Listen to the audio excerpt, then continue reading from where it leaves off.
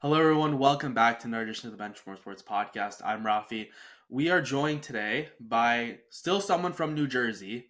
We have a whole pipeline of New Jersey people on this podcast, which is wild, but we do have another person from New Jersey, not the familiar people, Davian or Theodore. I am joined by a man who is known as Alex by some people, as UAV by others, as the Rangers' biggest hater by other people.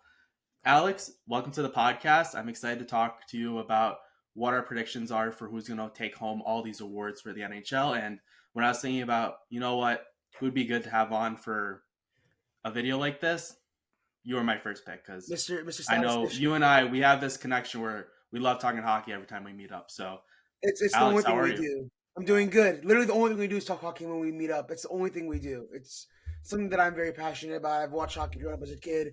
Devils fan through and through. Rangers hater number one over here. It's all we do at my house. Although my house is very mixed.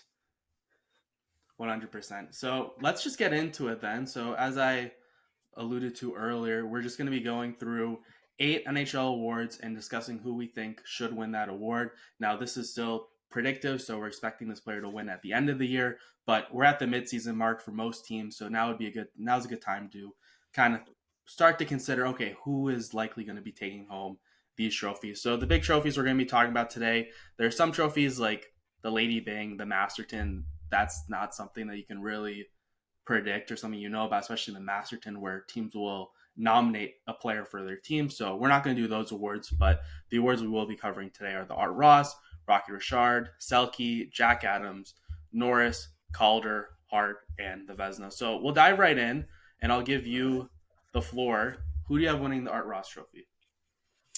If I'm being honest, it's a tough race at the top. Currently, I see McKinnon's leading the league with 68 points. Drysdale's right behind with 63. I feel like McKinnon's gonna tail away here. He's gonna finish up really strong. His line combination right now has been spectacular throughout the year, putting up record numbers with Ranson, and it's spectacular what he's doing. I think McKinnon's gonna pull away pretty fast, especially going into the second half of the year after Four Nations. Yeah, 100%. And I have McKinnon as well. Kucherov is at the same pace at 1.55 points per game, but Kucherov's also missed a couple of games, and so we'll see if he can catch up to McKinnon. But yeah, just keep it short and simple because I think most people would agree that Nathan McKinnon, just for the gap that he has on Draisaitl and Kucherov, will likely be taking on the Art Ross. Moving on to the Rocket Richard, so the top goal scorer in the NHL. We just did Art Ross, which is the highest point scorer. So Alex, who do you think is going to take home the Rocket? I mean, there's only one real correct answer here, and it's Leon Draisaitl. Currently sitting at 100%. 31 goals in 42 games. He's going to finish with at least 50. I can see him going upwards of 60, 65, barring any injury, of course. But the pace he's at is impeccable. It's something that we have seen in previous years, and the league right now is struggling to get like high goal scoring talent. You have Ranson right behind him at 25, but 44 games played. So it's a pretty tough uphill to get to where Draisaitl is right now. 100%. And yeah, as you mentioned, Draisaitl is the only player on pace currently for 60 goals. I'll just lay you in on a little thing. I never told you this story, but a couple years ago, I believe it was 2018, 2019, Leon Draisaitl was coming off his first, I think, 70-point year. And I made the comment that Leon Draisaitl will never be a point per game or a better player.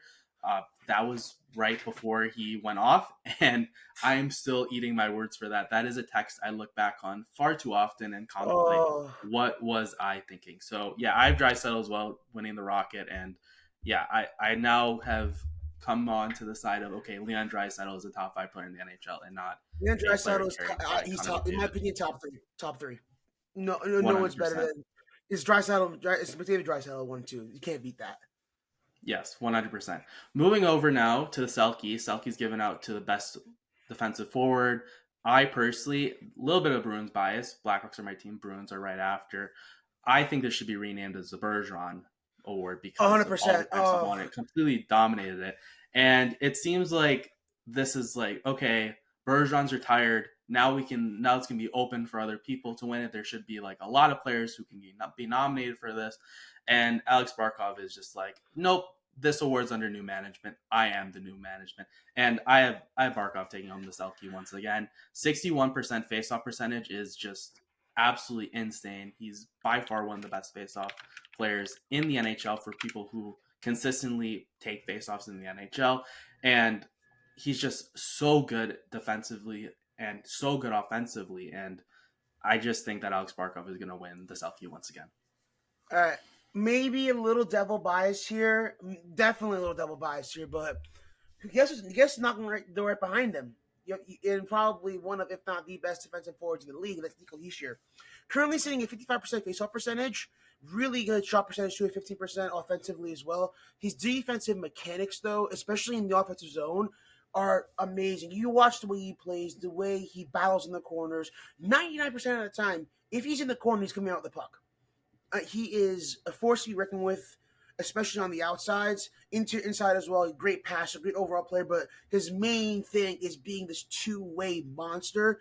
The odds right now, I'm looking at them. The current odds are pretty favorable to Barkov, minus 220 for Barkov. He's right behind him with plus 320. The odds are there. So I think I like Hischier. I like the way he plays. I think he'll be a multi-time Selke winner. It's going to be him and Barkov for the next couple of years. 100%. Another player I'll throw in as well is Mark Stone. He hasn't played enough games so far this year. I believe he's played just over half the Vegas Golden Knights games, and he's a winger, so he's not a center, so that faceoff stat is kind of difficult to pull out, obviously, because Jack Eichel's normally taking the draws on that line. But Mark Stone's a player who surprisingly has not won a Selke trophy. Granted, most of his prime years were when Bergeron was winning the Selke, so there's that. And then I'll just go with a little Blackhawks bias. Jason Dickinson. Put a little bit of respect on his name. Oh, he's good. I'm not saying I've watched him play.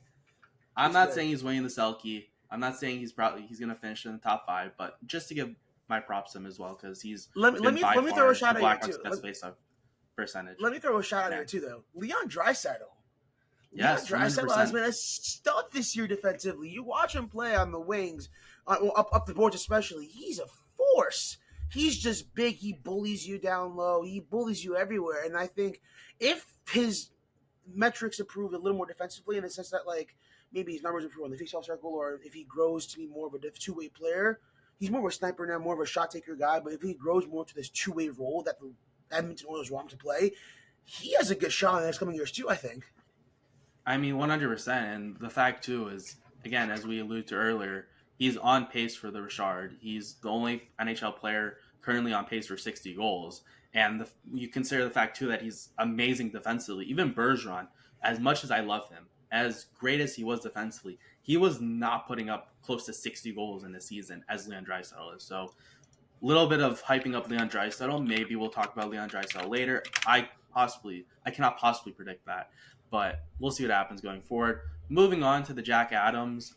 I have Spencer Carberry, the head coach of the Washington Capitals, in the division of your New Jersey Devils. The Capitals, for where they were last year, they completely just walked in backwards into the NHL playoffs, where they got promptly swept, as they were expected by the New York Rangers. A complete waste of 6 days, as some people would say in the past, especially that Avalanche Predator series from 2 years ago. And what he's done with this team, they have been so good offensively. They've been really good defensively. Their goaltending's been really good. And to go from a team that was a fringe wildcard team to a Stanley Cup contender right now, I think Carberry, in his second year, I think he definitely deserves a Jack Adams. 27, 10, and 5 right now, 59 points, which is tied for the league leading amount of points. I think this is pretty clear right now that Carberry is the head coach of the year. I think currently, I love the Capitals right now. They're playing spectacular. Chychrun was probably, if not the best pickup in the offseason that any team could have made. Getting Chychrun on, I think he's like tied. I'm pretty sure he's tied for the league lead in defensive goals or somewhere near it.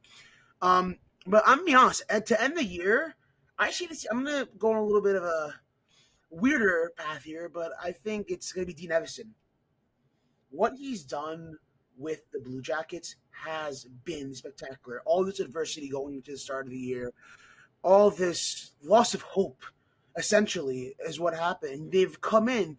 They're currently in a playoff spot. They're currently, I believe, second wild card, and they're playing out of their minds. Their defensive game has stepped up tremendously. Their offensive scores are scoring goals. Sean Monahan is playing spectacularly. Kirill Marchenko, Voronkov, all of these guys are stepping it up. And I just want to clarify something quickly. Yeah, and in the meantime, I'll say They're as they're well on to a four back game you win up. Like streak. he's been great. They're on a 4 game win Yeah, streak. They're currently 2017 and 6 with 46 points. They're 8 points behind the Hurricanes. 8 points behind the Hurricanes. They they're 7-2-1 their last 10. They're currently second wild card. They're ahead of the Rangers by 4 points, ahead of the Islanders, the Flyers. They honestly, I'm a little hot take right here. They're making the playoffs. They're making the playoffs this year, and if they do, when they do, I think it's Dean Evanson's award to lose. yeah. It's crazy how close the Eastern Conference is right now. There's the Buffalo Sabres are currently sitting in last place in the Eastern Conference, and they're currently 7 points out, 9 points out of the That's wild card. So ridiculous. if they go on a hot streak, they could potentially even still make the playoffs. They're not completely out of it. There's really only three teams that I'd say are currently out of the playoff mix, and they're all in the West: the Predators, Sharks, and then my tank team, the Chicago Blackhawks. Another coach that right now it's still too early to say. It might still just be the new hire coach bump, but if the Red Wings keep it going, Oh can Todd yeah, McClellan somehow, only coaching just over half the season for the Red Wings, win the Jack Adams? The Red Wings are on a 7 game win streak right now. They lost the yeah. first game that he came in. I despise Todd McClellan. He plays the 1-3-1, which is extremely boring. Kings fans are getting PTSD from that. Oh yeah, I But can tell. with what he has done so far for the Red Wings, and again, this could just be the new coach bump. We'll see what happens over the course of the rest of the season.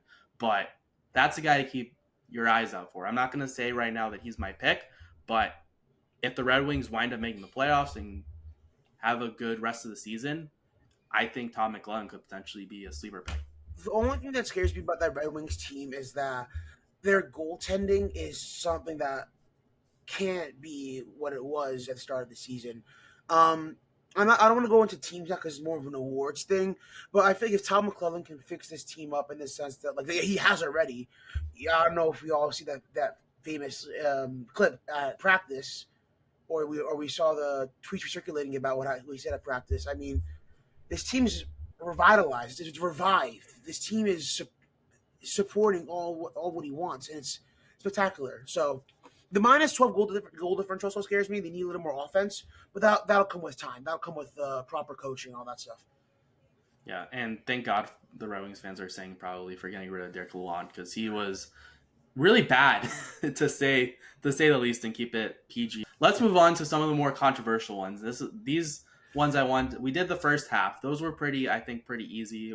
I guess the Jack Adams. There's a little debate right now, but now we're getting to some of the ones that I think are a bit more fun to discuss. We'll start off with the Norris, the top D man. This award has kind of unfortunately evolved into the top offensive defenseman. We saw Eric Carlson win it after putting up 100 points a couple years ago. We saw this past year where Cale Makar just lit up the NHL, had over 90 points, and was clearly the best offensive defenseman. I personally am of the belief that there should be a defensive defenseman award that could go to a guy like Jacob Slavin, my boy Alex Vlasic of the Blackhawks. But I Jonas think there should be an Siegenthaler. offensive Jonas defenseman award. Siegenthaler. Yeah, and also a defensive defenseman award. I've been saying this for years. We'll see if it ever happens. But in the context of the Norris, right now there's three options. Right now, Quinn Hughes, Zach Werenski, who's been extremely I underrated, love having a him. really good year for the Blue Jackets, Fantasy team and Cale pickup of the Makar. year. Fantasy team pickup of the year. Love that man. I have Quinn Hughes. The way he's just like he's going to get some heart votes for what he has done. He's the only player on the Canucks right now who's over point per game pace. He's on pace just for over point per game. So he's in the 80s to 90 point projected range.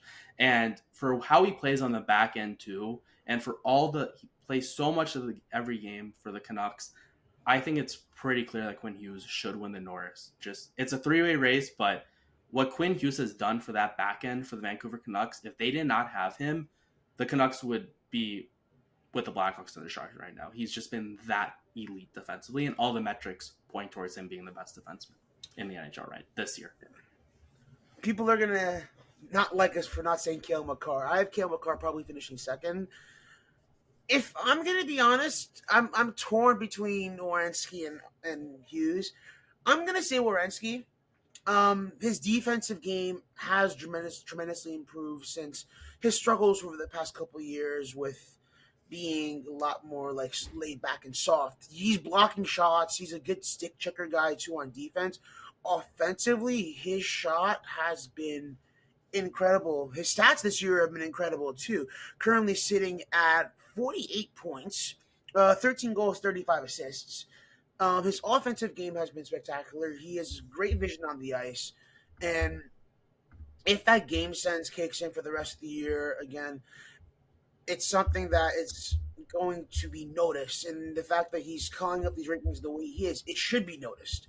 And I have him winning the Norris. 100%. I really do think you can go either way between Werenski and Hughes. I just think Hughes has been also dynamic offensively as well, just a little bit more than Werenski. So I think Hughes will keep it going. But it's a great story, as you mentioned earlier, with the Columbus Blue Jackets and how great of a year they're having. And Zach Werenski, Kirill Marchenko, who's somehow a Oh, point per game player this year, which I know I no, personally we had thought. in my parlay Kirill Marchenko winning the Hart and being above a point per game player. So I not tied myself up too much on that. Moving on, this is another award that I think is just extremely close to call. I spent a half hour mulling over who I thought was going to win. In fact, the way You this texted me too podcast as was well set about up that. was I called Alex saying, "Who do you have winning your Who would you pick as your Calder Trophy winner?" Which evolved to come onto the podcast and let's do these awards together. I decided to go with Macklin Celebrini. He's on pace for the same numbers as Connor Bedard last year.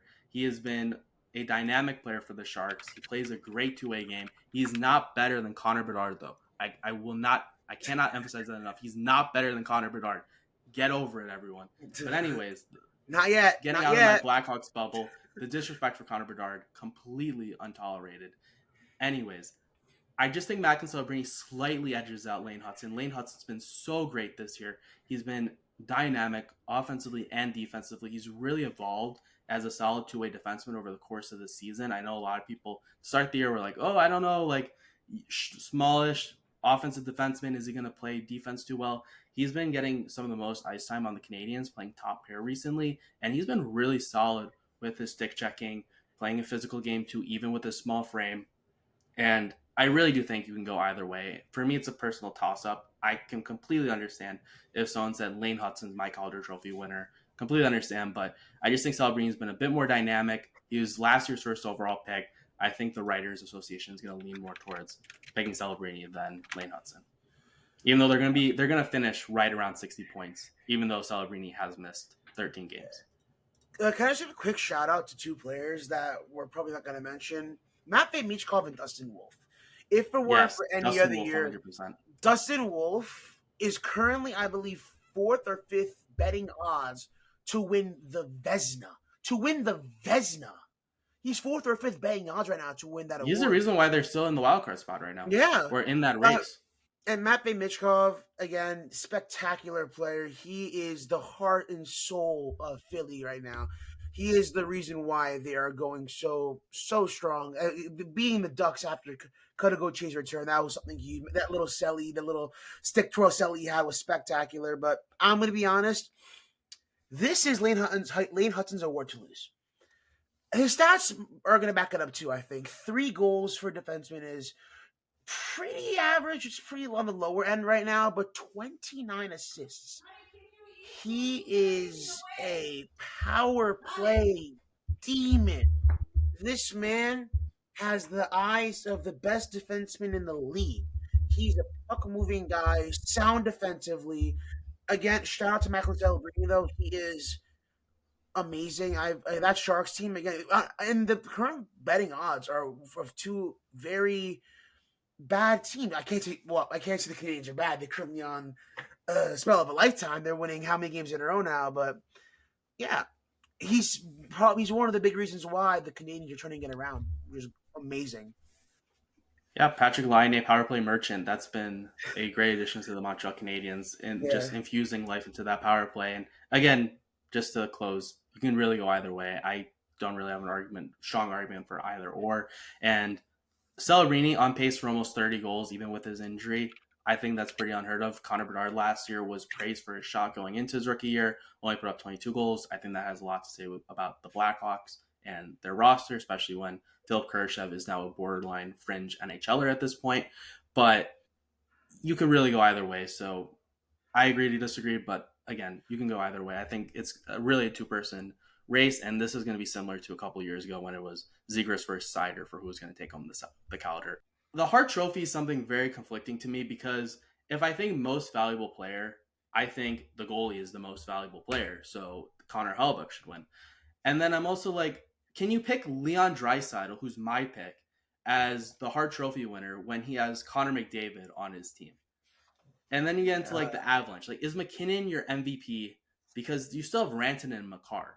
So would you give it to a guy like Jack Eichel, who does have Mark Stone, but Jack Eichel's been unbelievable this year? Do you give it to Quinn Hughes, who has just been by far the best player on the Canucks right now and is really the saving grace for the Canucks this season? They would not be in the place they were without Quinn Hughes. So you get into this whole debate of what's the meaning of the award? How does one decide who is really the MVP? If Connor Bedard wasn't on the Blackhawks would have 10 points at this point in the season. Yeah, pretty much. Does he win? Pretty Obviously much. not, but Kirill Kaprizov, another argument can be made with him. Again, I have Leon Draisaitl. I think the goals are going to do a lot of the talking. He's on pace for 60 goals. If he finished with 60 goals and the only player to get 60 goals, I think you give it to him. He's, as you mentioned, been not only great and elite offensively, but has been dominant defensively as well. A lot of these players, McKinnon is solid defensively. Connor McDavid is certainly more offensive, and when you're putting up 130 points every year, it's perfectly fine if you're not as great defensively as a Ryan O'Reilly or Alex Barkov. But the way Draisaitl has really evolved his defensive game and being in such an important forward position at center in comparison to Kucherov, who's at wing, I'm just going to go with Leon Draisaitl to win the Hart. So I'm tossed up between two players right now. I'm gonna give my argument for both. It's this year's Hart Award is gonna be very, very similar to I think 2018. I don't know if you remember one in 2018, it was Taylor Hall. Taylor Hall that year Blackhawks legend Taylor Hall. Blackhawks legend Taylor Hall. He finished with 93 points that year. 40 or 93 points. Yeah, he had 40 goals, or 41 goals and 42 assists, or 40 goals, 43 along that line. He was nowhere near Connor McDavid's number of 120 points. Nowhere near that number. The reason why I won it is because he literally turned that entire Devils team into an absolute unit before leading his team to the playoffs for the first time since 2012. This year's going to be no different, I think. This player is amazing. He has literally carried his team into being one of the best teams in the NHL right now, and that's Kirill Kaprizov. He has put the entire team on his back. Kirill Kaprizov, I just want to read you his stats right now. 27 goals, 24 assists, plus 10, 13 power play points. I want to lock in on the 13 power play points. 13 power play points is not a lot. It's not a lot at all. When you can carry your team 5-on-5 the way that Kirill Kaprizov is doing, you don't really see that nowadays. A lot of teams rely on the power play, but in Minnesota's power play, it's good. It's not top 3 in the league, but it's good. It's top 10. But when you're Kirill Kaprizov and you're literally carrying the team on your back, 50 points, 27 goals, you can't top that. I think that this award is a toss-up between him and Hellebuyck. I think Hellebuyck definitely deserves it because, again, McDavid, Makar, and Draisaitl, all three of them, yes, deserve all the praise in the world. They're currently the 3 betting favorites. But you're at that point where they're literally carrying their teams. I'll just chime in real quick, too. Kaprizov, to your point, 23 goals this season. Even strength goals, 20. Oh, wait, no, I'm on the wrong one. That's ridiculous. Most players you see, like, power play merchant, like, they're racking up all these points on the power play. Their points in, like, it's invalid, even though it's an important aspect of the game. But for Kaprizov, to have 20 of his 23 goals at even strength, that is absolutely absurd. I think the thing that hurts Kaprizov is the fact that he was injured. and he's Yeah. only played 34 games up to this point. I think that's going to hurt him. I'll also say, too, you mentioned the Taylor Hall argument, which is completely just and a true argument. I didn't even realize that McDavid, so many players had 100 points and were in 6th, 7th place in Hart Trophy voting that year. That was a really weird year. But Artemi Panarin, who willed the Rangers into the playoffs, I know you're not going to like this, but he willed the Rangers into the playoffs in 2020 right before the shutdown and everything. He was the reason why the Rangers were even in the playoff conversation. He got 3rd place. So Yeah. it really comes down to the writers and who's voting on this. Again, I completely agree. Kaprizov is certainly my top 3 for sure, but I'm just leaning more towards Leon Draisaitl just for his all-around play. But I think you certainly have a fair argument. Was Kaprizov your first, and then Connor Hellebuyck was your second? Just It's I'm gonna say Kaprizov. Also, I was reading the 2020 stats. The way NHL's laid out, I completely forgot that it was the other way. It's Kaprizov, Hellebuck, and then McDavid. I think, or Draisaitl. I'm gonna say Draisaitl third. The fact that McDavid is not even in my top 4 is crazy to say the least. But when you're McDavid and you're that good, we expect you to be good. Kaprizov, we expect him to be good, but we didn't expect him to carry the team the way he's carrying them right now. Yeah, and Draisaitl has been, again, just so amazing. And again, it's not taking away from McDavid, but Draisaitl has been the most valuable player to the Oilers this year, which is completely ridiculous to 100%. say.